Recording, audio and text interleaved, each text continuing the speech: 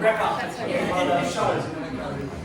Welcome everybody. Welcome friends, runners, countrymen, family, educational people, supporters of Open Doors Learning. Thank you so much for coming. It's wonderful to see so many people, and hopefully you'll be able to stay for as long as you can this afternoon, enjoy some food and wine and coffee and tea and so forth. I'm going to start tonight just by going through a few things about where we come from and our values and where we're going, and then Ian's going to take over and talk about some of what he is doing. ODL, as we call it, Open Doors Learning, we hope that's going to become as cool as Macca's and hopefully as popular as Bunnings in the future.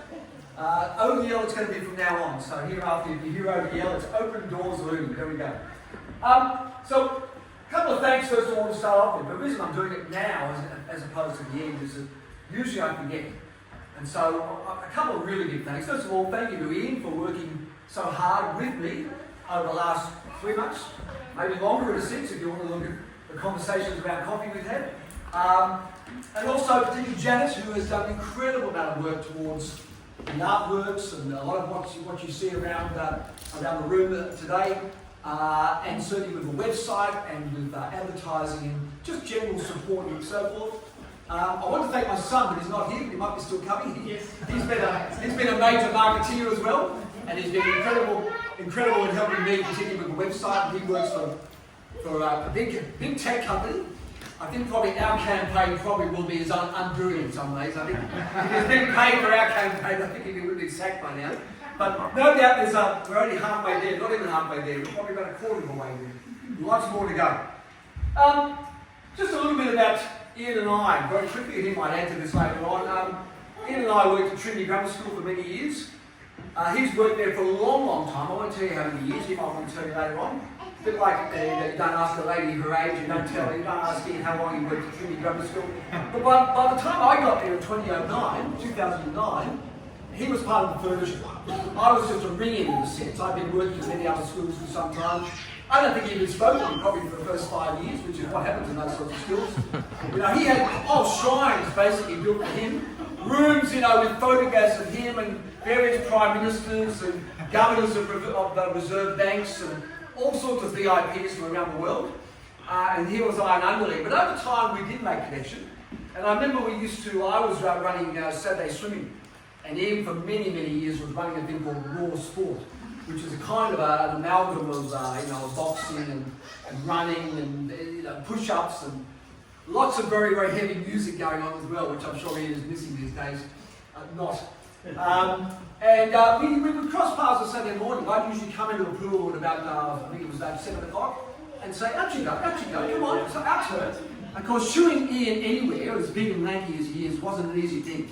So I'd always talk about half an hour, but it was always a good conversation in between. So Ian and I basically, I suppose, got to know one another a little bit. We were both sort of involved in sport and those sorts of things.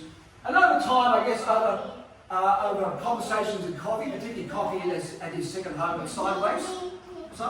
Yeah, of course. Close by, we've kind of built this concept for Open Doors Learning. And it's been a long time coming. I guess it's in a sense been a dream of both of us when we left teaching to keep on going in some way. And I suppose one of our something we share was our extreme arrogance in thinking we still have something to offer. And of course we do, needless to say, but that's kind of our shared values, I suppose. Some of them are things like taking risks. We want to make learning fun again. I'm not suggesting the schools aren't making it fun. Of course, in this age of the Donald universe, the MLFA, I'm going to get the caps made at the front, that kind of thing. Very important, bed caps. We're looking at balance, social interaction, games, creativity, and integrating those sorts of things with the academics of doing homework and those sorts of things to try and remove some of the stress from parents, try to help kids with their homework, and also to upskill them as we go with some individual tutoring from time to time, but mostly as a group, etc. That kind of thing. We're building resilience, we're building confidence, we're obviously driving a sense of belonging and so forth. The kind of taking risks we're talking about, I guess this goes back to the 1950s, and you might look at that and say, no, that's too much risk. I guess I would have been the kid, actually Ian would have been the kid up here. I probably would have been the kid sort of climbing up, maybe. There's a metaphor there somewhere, I'm sure. But this is probably a little bit too much, you might say. But then, of course, we go to more recent times and we get this beautiful colour. But as a kid, would you ever be challenged by that? You know, so it's got lots of beautiful colour and glint and glam and that kind of thing, but there's really nothing there. So I guess in a sense, I guess we're a little bit old school in the sense that we don't necessarily want that. That's too much. But nor do we want that, which is kind of the more modern equivalent. We want something in between, which I suppose maybe is kind of, maybe this metaphor here of the kid kind of, walking across, etc. I'm part of Scouts now. I've been a lot of my own values emerged from the outdoors. I was Duke Ed coordinator for some years in various schools, and I spent a lot of time in the outdoors, and it's part of, I guess, my inspiration. So, yeah. Good. I'll go back to the old one later on, the end. I'm going to do the old one up, and you can tell me what kid you are. Okay? Which one are you going to be? Okay? One of my heroes has just recently passed away, John Marsden. I know he's quite a controversial figure in many ways. Parents either hated him or loved him, and sometimes in between. See, life is a thrilling adventure. Our children get only rare glimpses of the possibilities to roam, to dare, to fail. These are the rights of children. And so, as you can see there, one of the things is that the idea that children need to fail in order to succeed, in order to gain self-esteem, in order to become resilient and so forth. So, these are hardly novel values. Most schools certainly are doing these sorts of things, but will have the capacity, we hope, at Open Doors Learning to foster these sorts of things even more, and to carry on some of the good work that does happen in schools. This is one of the end statements, I know, and I wonder who did the artwork here, Janet. Yes, okay, beautiful. Thank you, Janet. The person who never made a mistake never tried anything new. So that's again one of our basic values, the idea that you need to come out of your comfort zone. It's something I do in the outdoors with Scouts and other kids all the time. It's something that in the classroom I think Ian and I used to do as much as we could within the bounds of a big institution. But that's certainly something we believe very strongly. Trying something new, doing things different all the time is a way of challenging our capacities and so forth. Mr. Churchill, you might have heard of him. Success is not final, failure is not fatal. It is a courage to continue that counts. So the idea of getting up again and that perseverance, that resilience, etc. I've been talking about. And finally, I think it's final, Mary Louisa May Alcott, very famous writer, had regular hours for work and play. Make each day both useful and pleasant, and prove that you understand the worth of time by employing it well. Then you will bring few regrets and life will become a beautiful success. And that's, I think, kind of an emblem of what we're trying to do, particularly the homework hub here in the afternoons in the future. The idea that it will be structured, there will be dedicated time for work and play, and by doing both of them in the sense of a structured way, hopefully both will kind of work together seamlessly and make the work more manageable and palatable and so forth. And the idea in the sense that you do understand the importance of time, particularly when kids are busy at school, using that time and helping them to use that time productively is such an important thing. Okay, so setting up this hub, some people walked in about half an hour ago and said, oh, was all this stuff here? And as you're going to see, Ian and I have had quite a journey, sorry about that corny metaphor, but quite a journey to get all the stuff here, all this furniture that you're sitting on, and that is around us. And so you can see the pained expressions on our faces in some cases. That is very much put on, I can assure you, after driving in the heat and so forth. This trailer here. But we did manage with particularly Janet and Ian and a lot of Facebook marketplacing to get some furniture, as you'll see, and set the place up over time. There we are there again, you can see. And then finally kind of a happy medium. Some kind of, some sort of a point of success and so forth. This was the... yes, that's the window man. The window man, good, the window man. So all the signs of the window and the flag, of course. We're happy to take any support we can get, that kind of thing. The title was there, the title was already there, that's right. Okay, good. Alright, so let's briefly about the homework hub, which I guess in a sense has been more my baby than Ian's, but Ian's going to assist. We're all going to assist one another in our different projects. The mantra is create, move, learn. You've probably seen that already on some of the posters around. I guess post-pandemic in particular, but of course during the pandemic also, I learned that kids really need a lot more in terms of moral support and support with homework, support with learning and so forth. And that in many ways for me became the seeds of the seeds of me setting up this homework hub. Obviously, we want you, as I said earlier, the parents to benefit from having the kids come home having done the bulk of the homework. That's important. But we want also at the same time to teach kids to interact. During the pandemic and even post-pandemic, it took ages for even kids in high school to come back together and learn to work in groups and to learn to work in harmonious ways, and to make sure that the idea of working in a group is always not about you but about the group and that kind of sensibility and so forth. So integrating exercise, play, creative tasks, and as time goes on also tapping into what are their needs, workshops, study skills, exam techniques, etc. So every day as part of the structure we're going to have a short workshop which eventually might build up to longer workshops in given points of each term and so forth. So this is very much pastoral care with a sense of belonging, building positive mental health. We do know that particularly partly because of these things here, our kids' mental health has definitely declined dramatically. Ian and I both said that, particularly in the last 15 years, since, ironically, iPhones were invented. So this is not a case of being, banning mobile phones and those sorts of things, but certainly getting away from that sort of thing into more social interaction, into networking, play. One thing you might not have seen, you may not get a chance, but there's actually a nice piece of grass up the back here there. This place is part of the Dulwich Hill Scouts, which is how I managed to get hold of it, because I am a scout and I had a good network going on. A few deals were done over the phone, shall we say. But we've got this nice piece of backyard which we're going to use obviously every afternoon for our games and outdoors, particularly for weather's good and so forth. And as we said earlier, some life skills and study techniques thrown in at the same time. Alright, I think that's enough for me. I'm going to hand over to Ian. Just finally, the mechanics of it very quickly. Before after is a week 3 to 6. And I think I've already said those things there. So I'm going to hand over to Ian to take over and talk a bit about. I'll do this part. What do you want to take? Oh, well, this is me. That's you. Okay. Well done, Janet. There we go. This is just quickly to talk about branding. So, I've done all the branding and started social networking. And this, so it's just to reinforce what it is that they're trying to do. So I was told friendly, inclusive, promoting creativity, but underpinned by excellence, award-winning teachers. So, we don't have a dentist taking on after-school care. We've actually got people who are trained teachers. And showing young people that being active while gaining confidence and knowledge and skills. So something, you think, oh, this is happening anyway.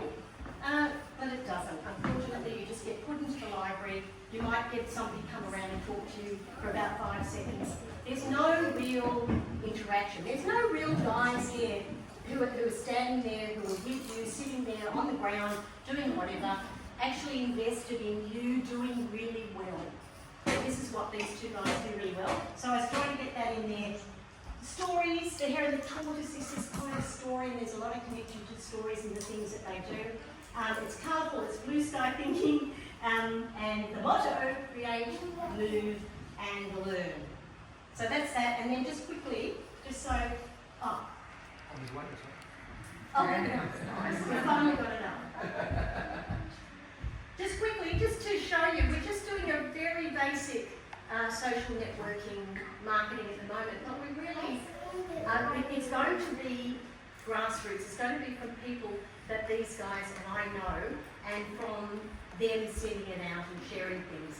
So we're going to do our best without spending huge amounts of money on ads. It'll just be Facebook ads, it'll be getting onto community boards, it'll be hoping that people see something and just share it. So that is the best way for a community-led thing. So with that, you saw that? Oh, here we go. So, This is the boring part of the afternoon, the boring part of open doors You're about to be learning. lectured by a line, by the way. Might be the first time.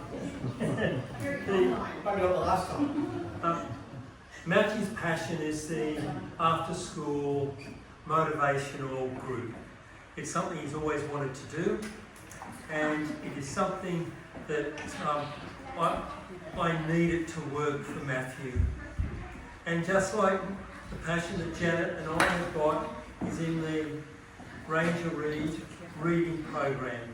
This reading program, courtesy of Mark Mesrani, the owner of Kids Stuff, allowed me to do this on afternoons after Trinity and on Saturdays after sport for about 6 years. And then Priscilla, my late wife, said, when Monday comes around, unless you've dumped something, your creative classroom, your Trinity teaching, your do-read, the family goes. So I threw a coin up and it was Dr. Do-Read went within 2 days, and that was it. And I always had passion about it, and I just wanted one more throw of the dice with it. And that opportunity came by getting Janet on board. Janet at the beginning said, this is all over the shop, this program. You're going to really need to redo the whole thing. The graphics and cartoons are pathetic. She said that. And then Janet came up with an idea of how to change it. So Janet's going to talk about that in a tick, and then I'm just going to have a few examples. But for Matthew to get his dream of the afternoon motivational study homework hub going, and for me and Janet to be able to do the Ranger Read program, we might need to do some of the things that we have done historically, and that is unfortunately doing some group coaching of business, ecos, English, and maybe having some friends where we can do joint venture arrangements with biology or for maths. We're just trying to get some income in so we can do the things that we want to do. So Janet's going to talk about Ranger Read, and then I'm going to go through and do some exercises in Ranger Read as if you're some of the children, some of the toddlers in the classroom. So over to you, Janet. Okay.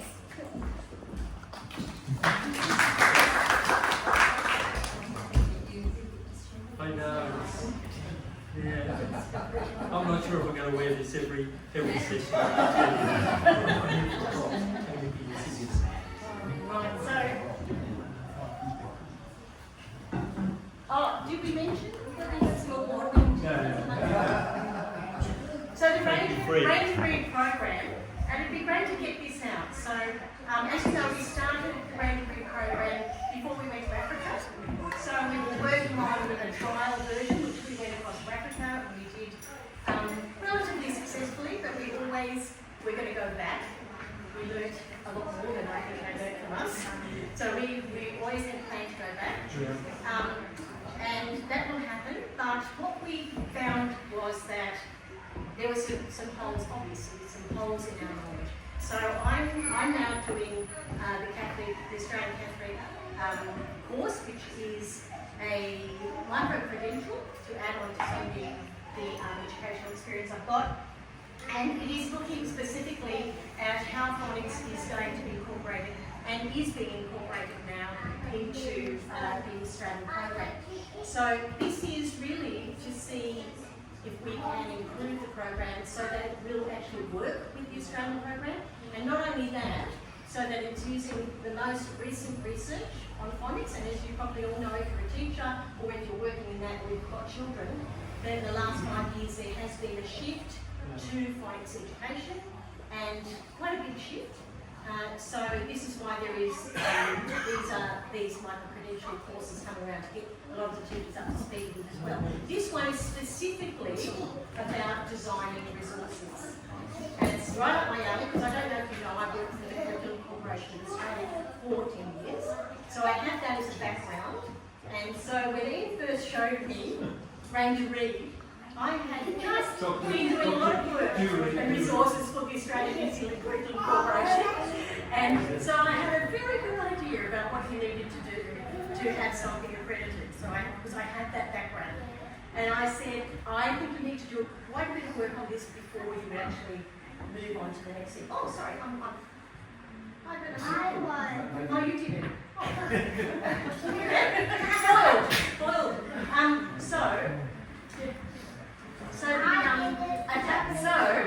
I'm doing that, and we've been working on it. Unfortunately, as you possibly all know, we just had a little blip because Ian had to have an operation, and it ruled out going to Africa the first part of this year, so we had to put that off.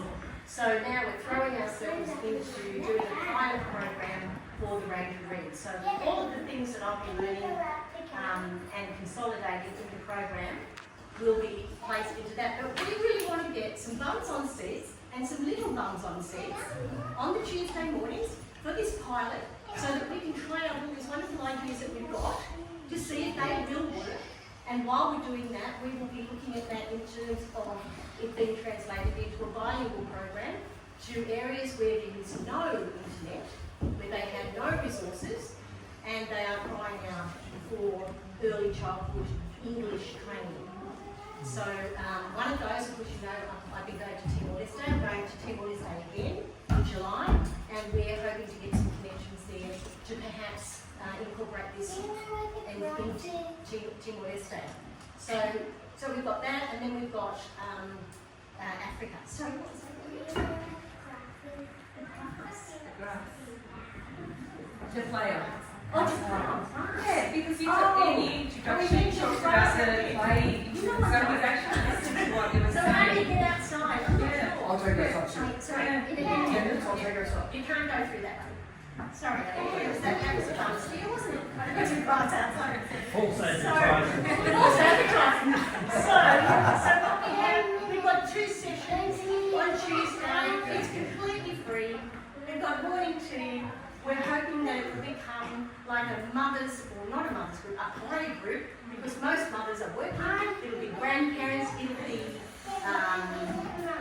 carers, or whoever has got the time to come and to be part of the program. So I'm going to hand over to Ian, because he's going to give you a little bit of a taster. Ian. And Elliot, maybe you'll be part of this.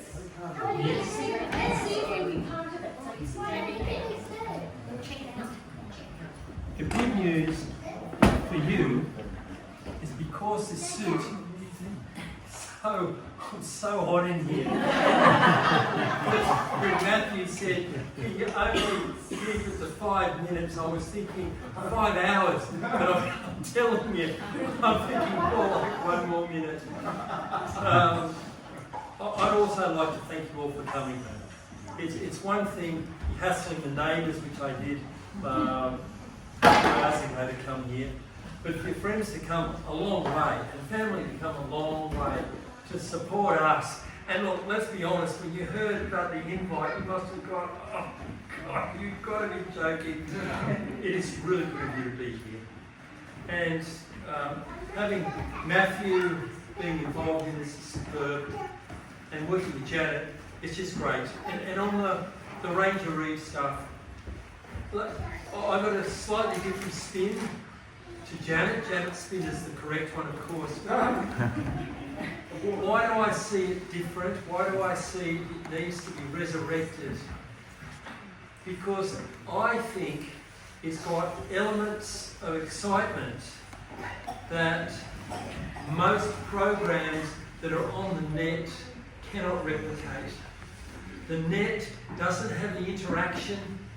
It doesn't have the type of learning that we had. The simple, slow involvement in understanding what it's about. So the proof of the pudding, it's like with that band, the proof of the pudding will be in the eating. And I'd like to just go through a few little things that we'll be doing in each of the courses that we've got. Yes. Oh, I thought you were telling me the 5 minutes was up. No. Sorry. No. Okay.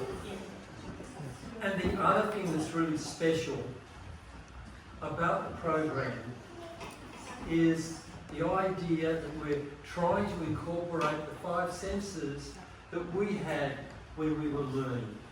So when we were learning, and for us in our everyday lives, it is about the touch, it is about the taste, it is about the smell, and it is about the hearing and being part of the action. if we look at one of the senses, one of my favourite sounds is the B. And here we have got the taste of the B. So we have here the B from Miles is going to be able to put the B for the banana in his mouth.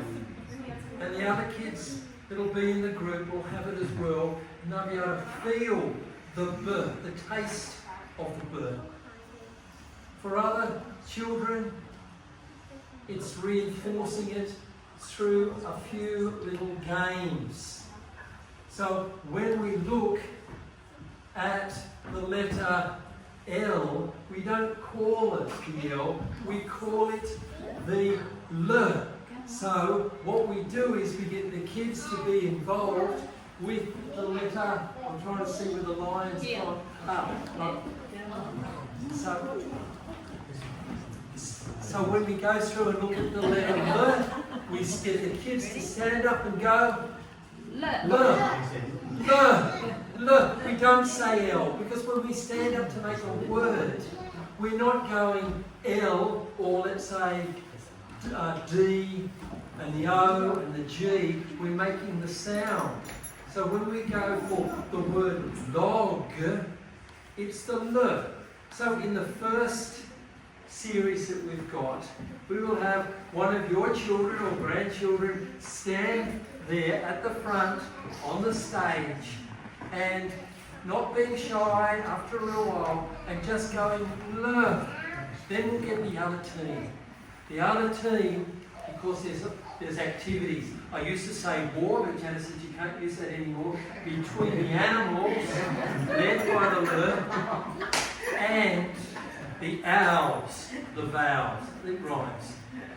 So the games that they play are really embedded in the story. So in series 1, we have the children standing up, we have the word, we have the letter of the day, and we have a letter from the animals, L, and we have a letter from the owls, such as the I, as in the I owl. Now, this used to be under our old program. We couldn't buy any owls today. We tried to. So just imagine, so we're going to be looking at the I. So there's 2 different teams. So we're making words by standing up on the stage. Then what we've got a few little rules. And we've got rules in regards to some of the animal sounds. So if we look at the letter S, we don't call it S. That's wrong. We've got to call it the S. Now that's wrong. Now I'm telling you, we'll try that again. What is it? I've got to tell you, boy. You know, timing's wrong. You might be a vet surgeon here, but the basics are that twin animals make one sound. So try it again. You don't say anything. You're just twin animals. The first one says it, not the second one. Then in series 2, we look at how to make the long vowel sound. Now the long vowel sound is tough. So I know there's a million exceptions, so let's not have these exceptions happening here at the moment. So we start off just with the nice, simple. You see that? You go, what sound does it make? Eh. Say it again. Eh. It makes eh. Or Elliot. For Elliot. That was a coincidence. We worked on. To make the long vowel sound, we have some rules.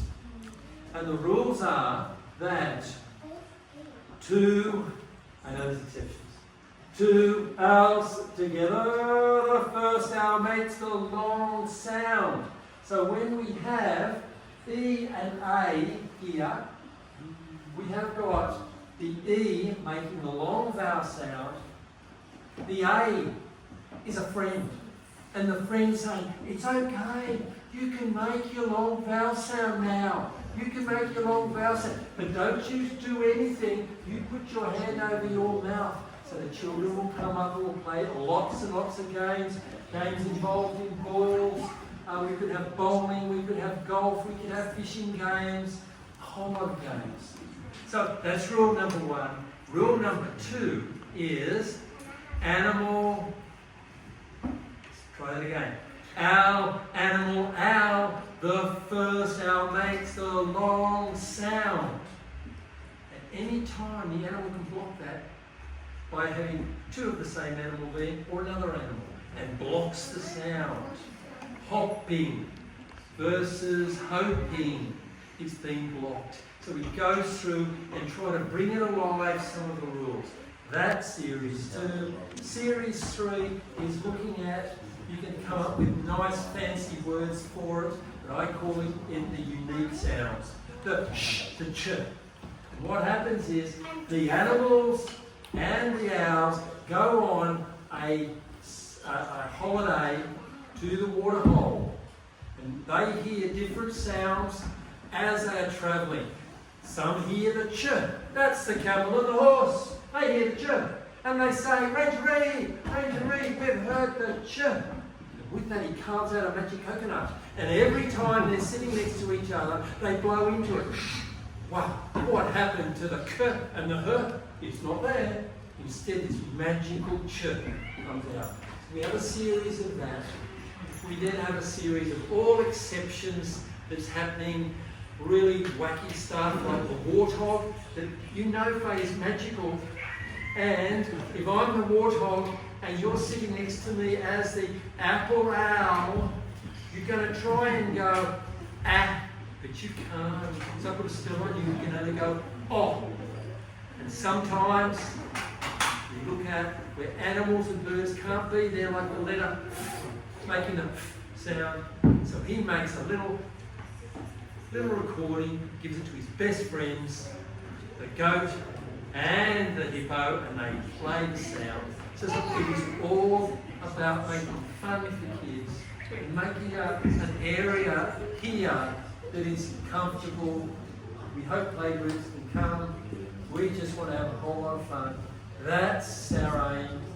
The 3 programs. 1 is the after school motivational, 2 is the reading program, and 3 maybe our bread and butter in the beginning while we get it all going in terms of HSC, economics, business studies, English, ed. So thanks again for coming.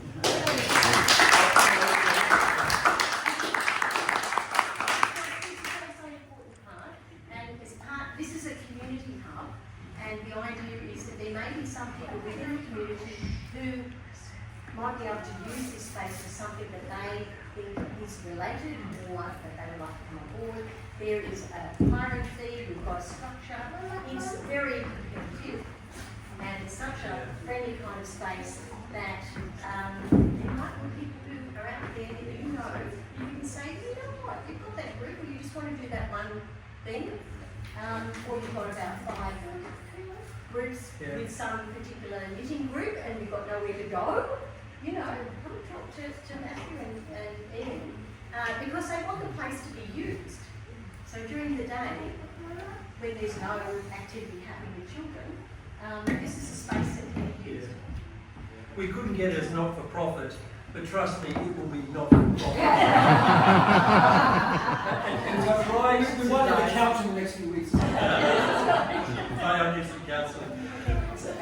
And today we tried to do some live feeds, only to find out that we're 40 followers short. We've got 60 on the various sites. We need 100 to get live feeds. Now, I'm not trying to get you to get your friends to go and try to be a follower just so we have the numbers. I want you to tell your friends so they can be followers so we can do live feeds. So, Matthew, anything to finish up on? No, just to thank everyone again, and thank you to all of you in advance for going on Facebook and following, and Instagram as well, and for all the sort of a buzz around the neighbourhood and various schools or communities that you're in, because word of mouth still, it's not an old-fashioned thing, it's still very powerful. You need your vitality and word of mouth to get out there as much as we can. So thank you again for coming. Please stay as long and drink as much and eat as much, because all of this is going to be thrown out. Take some cake home if you want. We've got a big cake, so please eat, drink and be merry, and thank you again for coming.